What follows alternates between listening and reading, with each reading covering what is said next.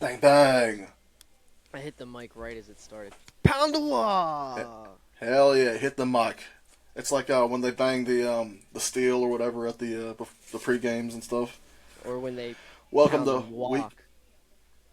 pound them. Yeah, that too. Welcome to week 13 of Pound the Walk podcast, baby. What's We up, y'all? Thank you guys. Comment your favorite football movie or song that makes you think about football. Ooh, there we go. or since it tis the season, what is your favorite Thanksgiving side? Because we're Yeah, doing this a little earlier than usual because of the festivities that are coming up. hell But yeah, lots of we football still movies. appreciate all y'all tuning in. What's your What favorite is song? your favorite? Oh, fuck. I asked you first. I'm putting you on the spot. I've been thinking. I was already thinking I can't come. I would. First thing I think of is like like a good green bean casserole or something. I could eat like 4 or 5 servings of that. Easy. Mine's pretty basic. I love some stuffing. Yeah, it can be dry. Aunt TJ brings this cranberry salsa. That's like the all time shit. I love that shit. Put that on turkey. Yeah, that's pretty ultimate, but I don't think everyone traditionally does that. So, Sounds crazy, good but green bean casserole, good stuffing, but this it's a spicy kind of cranberry salsa. It's a staple of our family. But happy holidays, happy Thanksgiving to all y'all when you see this. Merry Christ. We had an interesting week. Josh, for the most part, has been steady pace with me on the predictions all year. But things got a little messy here for him this past week. Shall we Yeah, let's dive in? pull it up. Let's fucking pull it up. I had a feeling. I didn't like look directly at this list yet, but as the games were going by, I'm like, damn, I don't think I picked these teams. So let's see. Let's see how bad it is. Nah, you didn't have the best You week. I just mean, if you did. could see, it's You had a great week. And the last game. does it really matter I had though if I all don't the. hit on Oh yeah, man, you had yeah, but Baltimore look, right over here. yeah, man, you chose poorly this week. But we can get into it. I think the first game, Thursday night game, was a matchup between the Pittsburgh Steelers and the Cleveland Browns. This went a little bit not the way I thought it would, but it was a fun game to watch though up until the end. Yeah, that was a beautiful football game. Like the snow started sticking in the second half, and it was flying down. That was And beautiful. shout out Nick Chubb getting in the end zone twice. So yeah, obviously we got that one It wrong. was I mean, football weather. rightfully so, but yeah, Cleveland pound the Did you walk. see Getting Jameis pumped up. Winston? Yeah, I saw Jameis everything Winston all before the about it. game was all, Yeah, yeah. he His was, speech, it's football weather. I'm so blessed to be here. his speech too. Like you could tell, he Oh was like man, super. say Just, what you will about. Yeah, man. I mean, he does it every interview, but it's always funny to hear. So, but big dub to Cleveland. Kind of disrupting things a little bit for Pittsburgh, but divisional game, those kind of things happen, especially when you're on the road, and the weather certainly affects it a little bit. So, big dub to the Browns. oh yeah. All right. Next game up, we had Minnesota at Chicago. This was kind of surprising considering the caliber of each team. But Minnesota still got that dub. They decided to lean away from Justin Jefferson. And ultimately, with Addison, Hawkinson, Jones had a good game too. It was interesting to watch. At least it was got into overtime, but they pulled it off at the end. Like shout out Yeah, Caleb Williams. He had a yeah. great game. Yeah, he definitely is showing he's progressing. I mean, like obviously this season's a dud, and you want to see like immediate production. But yeah, he had great flashes this game. Keenan Allen had some great flashes. It was a close divisional matchup, I guess, and you hate to see it for Minnesota, I guess you would say. Minnesota's been playing some real close games against some like lesser matchups this last few weeks, but they get the dubs. So yeah, and Jordan Addison went off. Shout out Jordan Addison. Yeah, absolutely. All right, and then we had Detroit at my boys. Uh, did it go the way I wanted it to? No, but did I get the pick right? Yeah. Look, Anthony Richardson was starting to look real good. In the air, I think he's getting a little bit more accurate, despite what the stats say. He took a couple bombs. He takes a lot of long shots, right? And so if you miss those, 4 or 5 times, your stat line's not going to look great. But he is improving every week. Same thing with Caleb Williams. Just getting more reps in. He's looking better. We just could not finish drives. Can't win with 2 field goals. And Detroit's just doing what Detroit does. For the most part, though, I was very pleased with the Indy offense in the first half of the game, or probably even partially into the third quarter. Their D looked great. Again, for the most part, up until the end there, but kind of went how we both thought it would. But I enjoyed it nonetheless. Yeah. I guess for one, yeah, kudos to Indy for not getting destroyed by Detroit. And I remember in the beginning, the first half, it seemed like the Colts were giving them good go. Obviously, I mean, you got to put points on the board. But to keep Detroit to 24 points in the whole total game, that gives you guys a chance to win, especially a team with an explosive quarterback in A-Rich. So I'd be happy. I'd be happy if I'm Indy. I mean, obviously, playoff contentions, it's starting to really dwindle, but it's still there, kind of. So. Look, it just gives me hope that we're not a total loss as a team, and that a lot of people talk about the Indy defense being Swiss cheese. We're not so great against the run. Did we give up some yards? Absolutely. But to your point, holding a team that puts up 50-plus points 4 or 5 times in a season, it speaks volumes. So shout out to Indy. We took an L, but I like that team. If we were playing anyone other than Detroit, it probably would have been a lot closer. Maybe we would have swung our way. Yeah, fair. All right, we had the Patriots at the Dolphins. Look, we both saw that coming. Both got that pick right as well. The Dolphins are starting to come back to form. Tua had 300 yards. Devon Achane did his thing. Who is it? Their tight end. Tip of my tongue. Jonnu Smith. Jonnu Smith looked real good too. I think Waddle had a pretty good game. So the Dolphins are starting to find themselves again, and it definitely showed. Yeah, New England almost seemed like they were going to hang in it into the first quarter, but then Miami started rolling, dude. They look good since Tua's been back. They lost, I think, the first 2 games with him back, but they kind of took that step above you guys in the sense of they're really sniffing playoffs here. Personally, I hope they don't make the playoffs. They're a deadly offense. There's no question about it. So, yeah. Yeah, shout out to him, man, coming back into it when everyone told you to hang up the cleats. Another explosive game was for Tampa Bay versus the New York Giants. Baker Mayfield, look, he's hanging in there. Mike Evans came back. I loved his little Tommy DeVito, little celebration. And then I think Bucky Irving, he got almost like Tourette's. But I love Baker, man. I think Bucky Irving took off on a pretty big run, and Baker said, "Screw this! I'm going to go lead block for this guy," and it was great, man. I love watching Baker. Baker can sniff the end zone, running the ball too. He just has that natural ability. He's not the fastest guy at all, but he definitely runs like it. He runs like he thinks he's faster than he is. And Tampa, I'm sure they're real happy they got this dub, but this is even more telling signs. New York is just, man, dumpster fire now. Obviously, Daniel Jones asked to be released, and now today he got signed to the Vikings. So that'll be interesting. I see what he's trying to do, get a backup spot in the playoffs. But yeah, interesting stuff. And New York needs to draft a quarterback more than anything. Yeah, and they need to do a better job at scouting the quarterback before they draft him, because it was, I don't know. The front office needs some work there too. Yeah, definitely questionable picking Daniel Jones. Wasn't great. Can't really feel bad for the guy, I think that's the best way to put it. He made a lot of money. I guess you can say he earned it by one very just decent playoff season. But yeah, Daniel Jones. Who knows? Maybe we'll see him make one of those Nick Foles runs. He still can be a backup in this league. So. Hey man, you can't be mad at the guy. He played average football at best, made a ton of money, somehow got Saquon Barkley kicked off the team, and now he's back in playoff contention. So, whatever, man. That's my life goal. If I was a Giants fan, I'd say... Yeah, well, but you're not. So, kudos Daniel Jones. No, talking about the NFC East, this was a shocker. This was a game, though.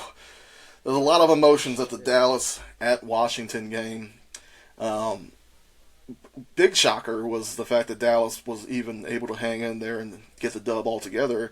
But the last minute of that game, I feel like took 45 minutes, just with the Hail Mary, the touchdown, the recoveries, the missed field goals. Oh my God.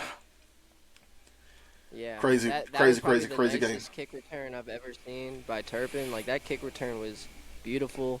But yeah, there was probably like 20, like no more than like 26 points on the board, and then in the last like 5 minutes, like they put up like 40 more points. Crazy ending. Sad that they missed it. Unreal. Yeah, it was. I think it was a weird snap, but I thought he got it down all right. But it is what it is, man. All right. Another one we got right here was KC at Carolina.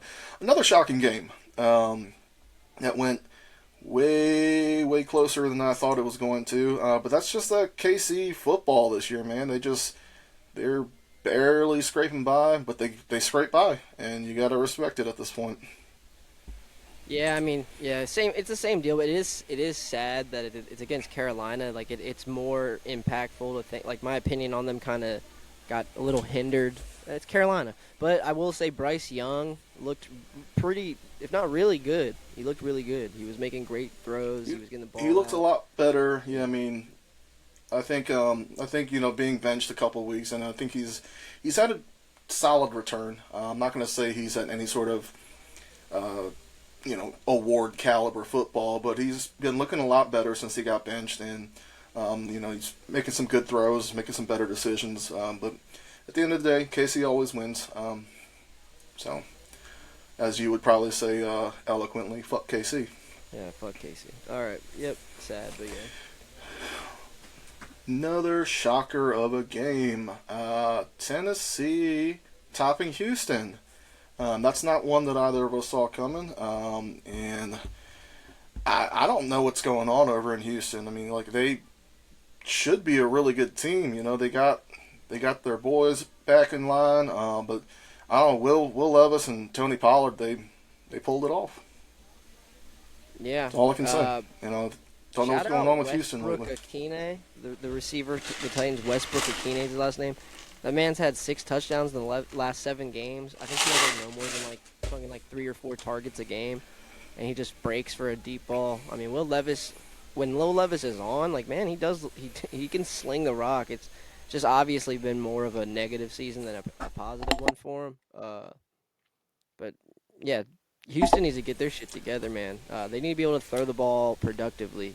Nico Collins needs to get rolling now that he's back. So we'll see what happens with them. They're still winning. And more Nico games. Collins and Tank Dell being out there, they should be yeeting that ball, but I guess it's just that line security right now. Just the line C.J. is Stroud just isn't able to, get set. Yeah, I agree. Look, divisional game, man. They're always close anyway, but just Houston needs to really figure shit out. Another one we got right before starts to go to shit for you. Denver at Las Vegas, man.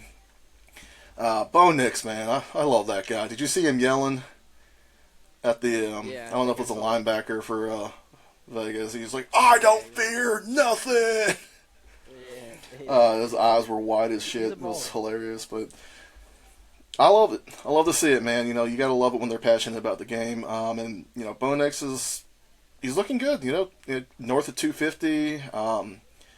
Jaleel McLaughlin, never even heard of the dude, and then I think he was the rushing leader for the game. Didn't have a whole lot of yards, but Jacoby Myers though, he had a hell of a game. So shout out there. I know you hate both of those teams either way, so it's a non sequitur, I guess. But I was definitely rooting for Vegas. I'll be rooting for them this Friday against the Chiefs. But yeah, at the end of the day, fuck them both. The Denver, their defense looks good.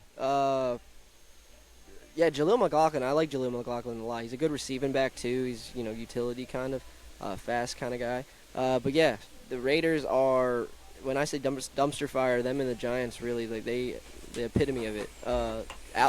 Coach Pierce today at practice or whatever, after practice at the press conference, he literally called his team the worst team in the NFL. He was like, "We're the worst team in the NFL playing the best team." Gotta love that, man. So at that point, it's like, I mean, either the organization, like the ownership, they're gonna either like that, which would surprise me, or you fucking fire the dude. Like, so no more. I'm sure Doug Peterson's staying all through the year for the Jags. At this point, if there's another coach firing coming up, it's gonna be Vegas. That's what I think.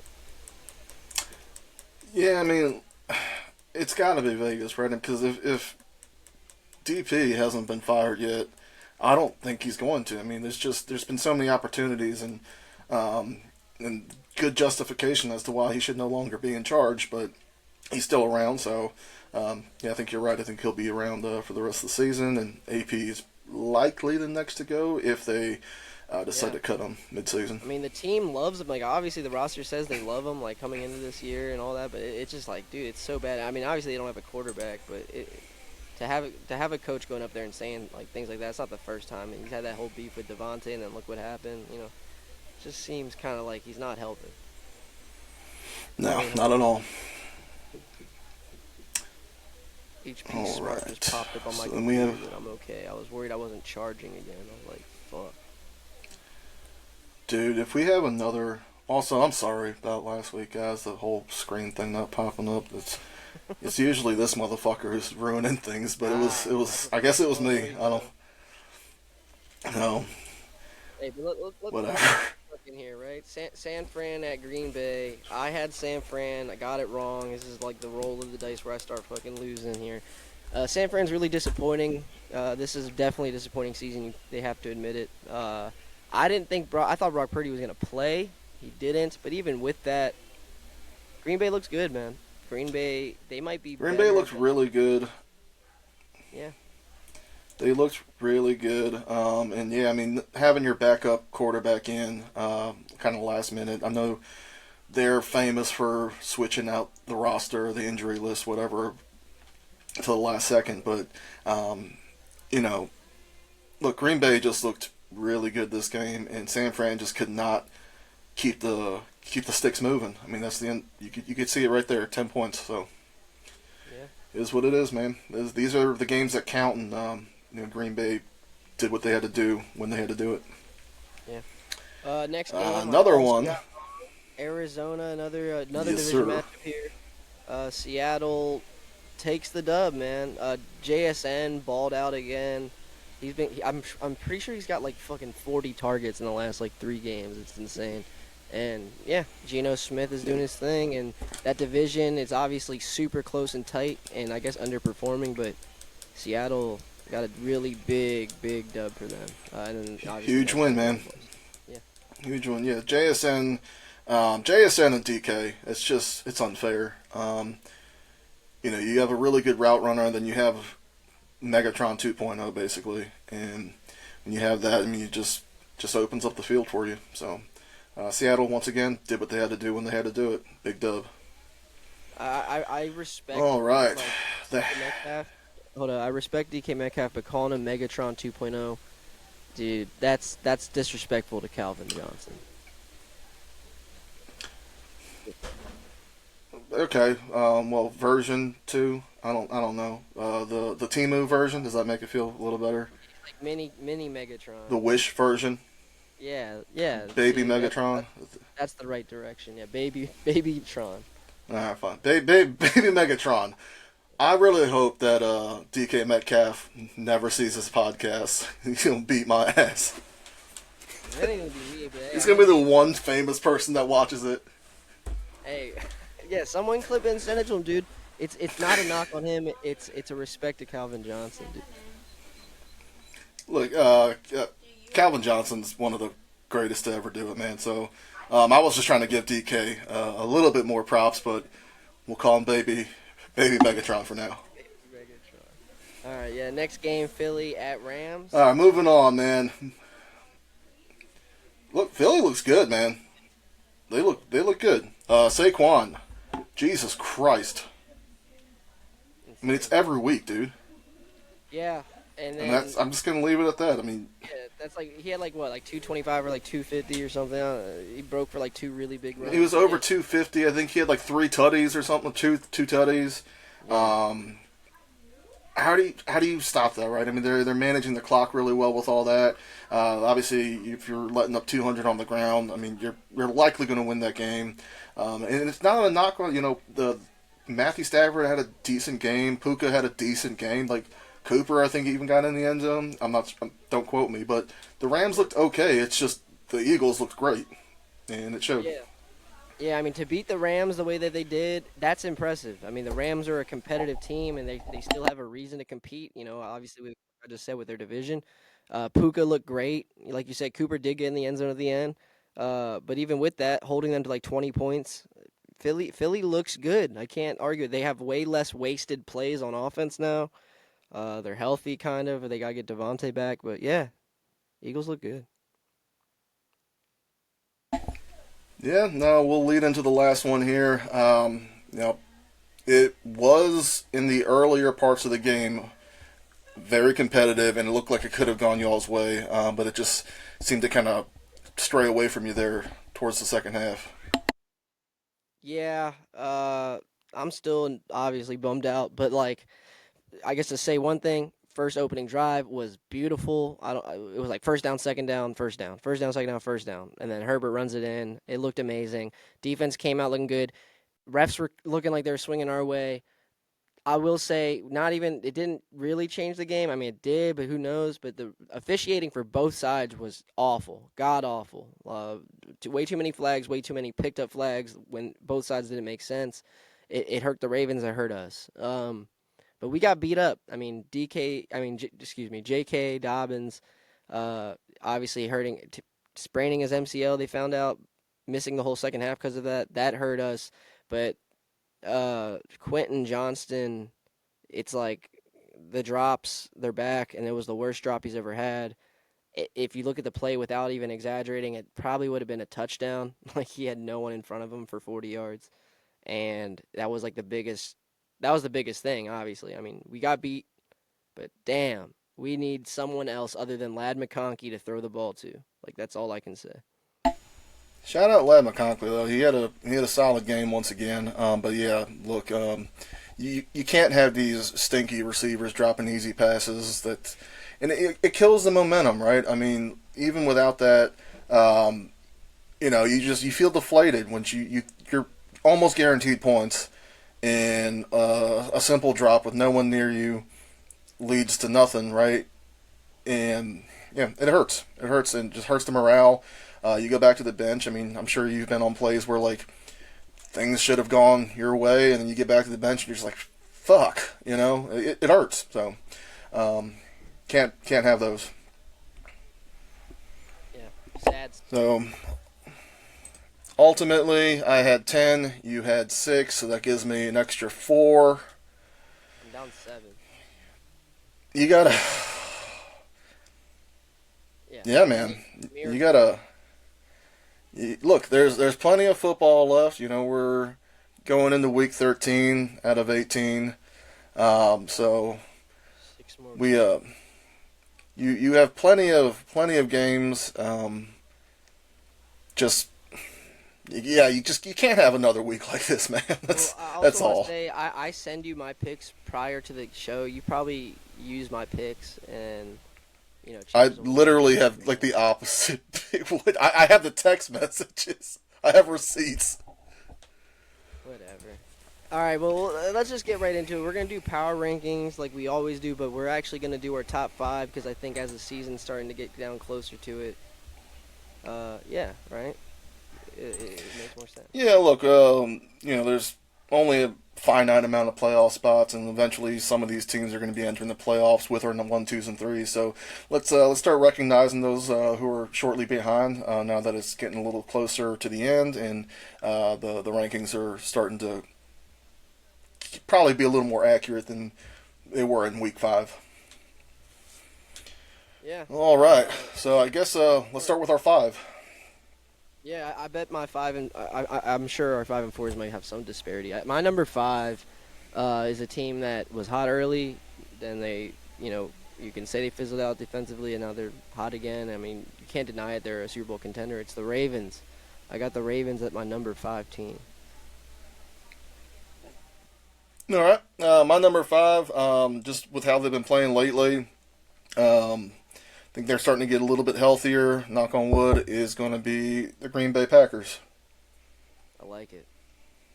I think the Packers are probably better than the Vikings right now. You know what I mean? So it's Yeah, look, the Vikings are getting into way too close of games when they don't utilize Jettas. yeah. Obviously, they do have other weapons, but it gets dangerously close when they have to rely on their other players. And for that, I got to give it to the Packers, who are playing real consistent, real good ball right now. All right. Well then, my number four, another hot team as of late. Obviously, I mean they're in my top five. But they started slow, but man, they also are like a team where they're on the NFC side where they can really compete for a Super Bowl, and people are sleeping on them still. Probably it's the Eagles. Philly with Saquon and Jalen Hurts. It's kind of like a similar aspect to the Ravens where they can really pound the walk. And get some dubs here, and the defense is showing out a little bit. Kenyon Mitchell, rookie corner, he's like shut down almost. Yeah, they're looking good, and for that reason, they're also my number four. When you're that powerful on offense, that explosive, and it's they had a couple weeks where it wasn't consistent, but now it's starting to get they're on a rhythm at this point, and it's very consistent ball, and that tush push when they get on that 1 yard line is almost guaranteed, and if your running back's putting up 200 on the ground, another 25, 30, 40 in the air, you're gonna look good, and look, they've got a dangerous weapon with AJ Brown. Once they get a little bit healthier here, I think it's going to get even worse, or depends on how you look at it. So, Yeah. Well, then my number three team, you can't deny it because they still got like the best record in the NFL. It's the Chiefs, and also I just can't deny them when it comes to playoff time. They've shown it for the last 5+ years. Yeah, Kansas City is still a dominant team. yep, no, I'm right there with you on the number three. They're winning games, even if they're all super close. I think like 80 of them, 80% of them have been like within like one score.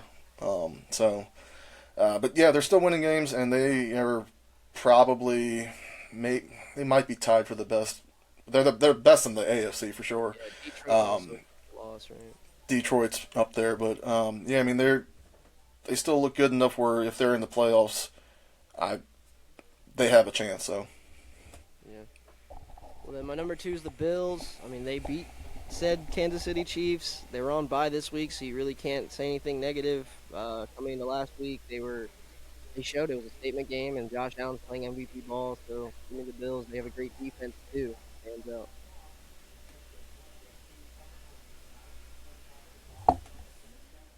yeah, no, I'm right there with you. I also have Buffalo at my number two. The bye week. I mean, just obviously there's nothing to kind of review. So I think they were my number two last week, and they're my number two this week. Just strictly on the same point.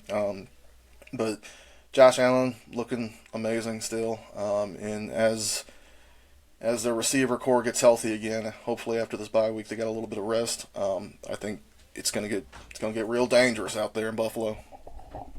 yeah, and then that leaves our. I'm sure both of our number ones. Like I got the Detroit Lions. I mean, they're playing dominant football. I mean, they got kind of withheld with the Colts offensively, but they still held y'all to six. So they're playing, good both sides of the ball. And the run game, it's like you got two dominant running backs. Hopefully they stay healthy. Yeah, I got the Detroit Lions, baby. As long as Jared Goff, doesn't throw 6 picks in a game, they should win everything. It's their year. Even if you throw six, I think they'll be all right. Um, yeah, I mean they're also my number one as well for all the same reasons. They're an explosive team. Um, Take what you will against the Colts not being able to run all over them the way that we thought they were going to, but still a dominant team, and they can throw 7 picks. I feel like they'll still figure it out. Yeah. So I mean, that's our top five right there. Uh, I mean, did you want to very briefly show like the standings and AKA playoff picture, or do we want to just power through and get up our week 13 picks? Thanksgiving week. Yeah, we can scroll through. I think it's the top 5 are pretty obvious, but it's just interesting to see who's kind of on the bubble right now. So I won't go super into it, but you know, you take a look at the top 5. I think it's pretty obvious. The Chargers could be up there if they had another dub, but I think that was the big swing right there. If they had beaten the Ravens, could they be in the number 4 spot? But they're still very much in it. But curious to see who's on the bubble. You got the Dolphins, Colts, Bengals, Cardinals, Bucks, Rams, and then it starts to dwindle beyond this point. I think they're here less than a 1% chance, 28. So these guys are probably out of it, but you got a couple guys who are still kind of hanging in there. So it's interesting to see in next couple weeks if this shifts up and if we can get the Broncos out or whatnot. But NFC side, aside from a few teams, I mean, it's pretty solidified. I mean, yeah, NFC West is still the most interesting, obviously. But yeah, you got the AFC. Will Denver continue to play good, or will you see a team like the Dolphins, who are also playing good, just maintain a little bit more and make that swing to that 7th spot? There's a lot of football left, man. Things can change so quick. I mean, even for my boys and the Chargers, I mean, like, you got to win these type of games coming up that you should win uh, to stay in the playoff spot. I can see Pittsburgh maybe losing that division lead and Ravens swinging up to that 2 or 3 spot. So, yeah. Can you hear me? Yeah, I can hear you. Oh, you just weren't moving for a second. Yes, I guess it was the same for me, but vice versa. But as long as we're good now. Okay.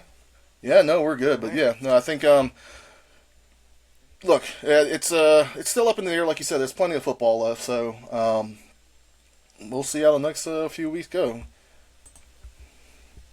I think this is the part of the segment where we are going to go into our predictions and see if you can catch back up. Yeah, I need a 7, or no, was it 7? Yeah, 7-game swing. Anything's possible, man. A lot of football left. Here we go. All right, Thanksgiving football. Chicago at Detroit. Detroit at home. I mean, obviously it's Detroit. Chicago's playing decent ball, but they're not playing Detroit level ball. Give me Detroit. Yeah, I mean, Thanksgiving football does add this extra level of excitement too. I'm sure Detroit's going to be hyped at home. They're used to Thanksgiving games, great rivalry. I think they're going to have another statement game too. Absolutely. Always at Dallas. We have the New York Giants at the Dallas Cowboys. I think at 2-9, New York might be one of the worst teams in football. Dallas had a huge upset over the Commies. So I think there's a little bit of fight left in them. Give me Dallas. Yeah, I mean, you beat a competitive team in Washington. I mean, that was division, but you got another division matchup against an even worse team, surprisingly. You got a backup quarterback who's played a little bit more in this season than DeVito, who I think DeVito's even questionable or something. He might be hurt. So, yeah, I'm picking Dallas at home. Interesting to see.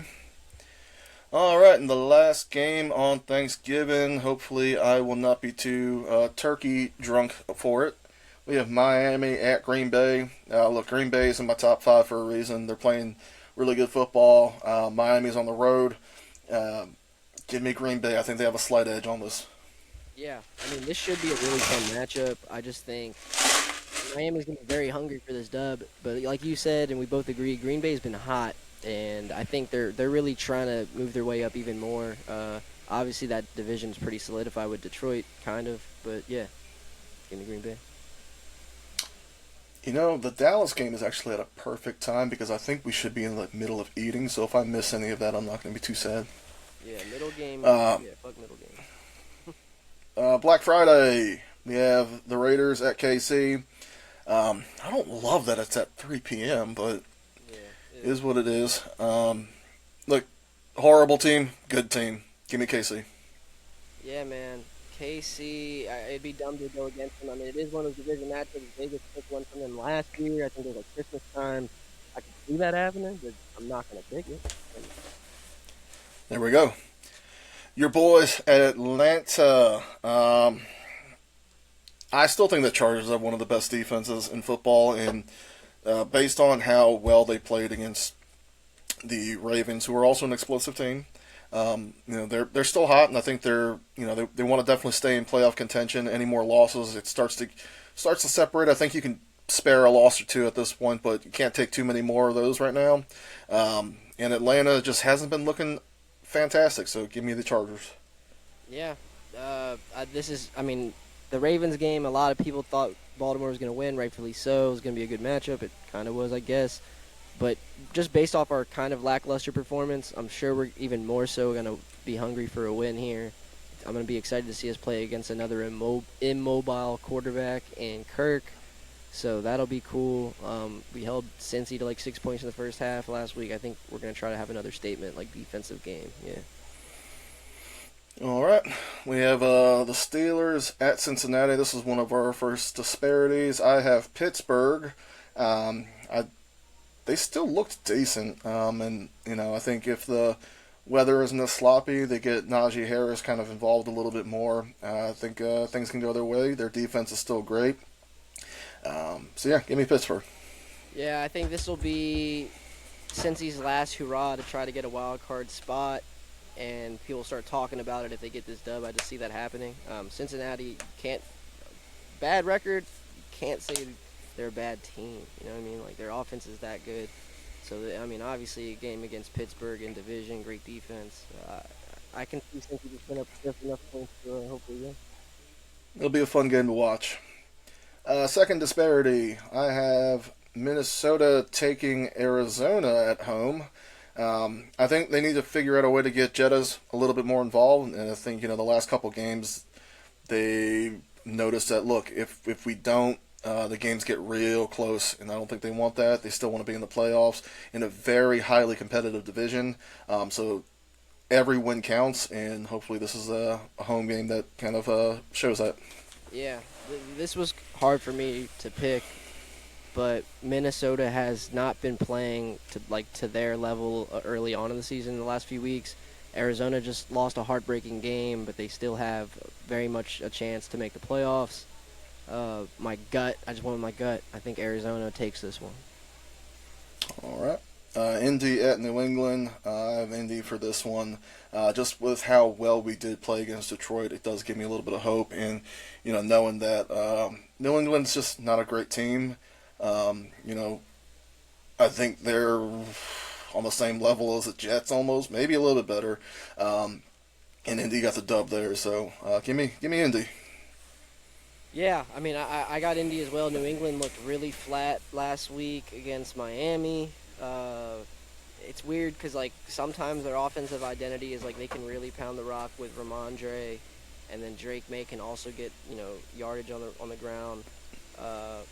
It's just been a very unfortunate season for them as far as, inconsistencies. So I think Indy's hungry, man. Give me Indy. Look, they're still we're still fighting for it, man. So gotta do what we can. All right, Seattle at the Jets. We both have Seattle on this one. Obviously, the Jets are struggling still, and Seattle is very much an explosive offense with baby Megs on there. So, give me Seattle. I mean, they look good. Yeah, game. I mean, New York has to prove that they can play consistent offensive football. They haven't done that all year. It's unfortunate, but yeah. And then we got Tennessee at Washington. I think Washington is they really need some wins here. Look, they're dropping down in playoff contention. They have a lot to play for right now. The city is behind them in ways that I have not seen in so long, and they're hungry, and they have something to prove. They lost a couple games that should have gone the other way, maybe. So they need to get back on a win streak here. Yeah, and this is one of those sneaky games too, because Tennessee, they're coming off a good performance. So hopefully, I don't know if Lattimore's even back yet. The guy they just traded for 2 or 3 weeks ago, ready for a deadline. He should be close. I think it's kind of week by week at this point. Yeah, their pass defense, man, they need to step up if they want to do anything with sniffing playoffs and doing something in the playoffs. Exactly. Jaden Daniels is the truth. Yeah. Yeah, you can't put it all on him, man. You gotta stop the other team from scoring, brother. He can only do so much. All right, then we got Houston at Jacksonville.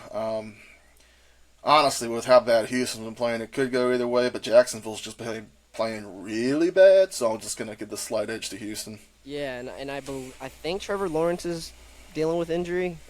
I think. But Okay. despite that, I mean, yeah, Houston has not been playing very good, but if they can connect to a couple passing touchdowns here, they'll be right back rolling the way they've been looking. They just need to protect the quarterback. And Jacksonville. There we go.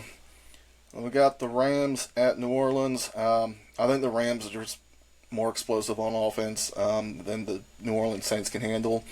They played a great game this last week, against Philadelphia, and if they can translate that over, I don't see why they can't put the dub on New Orleans.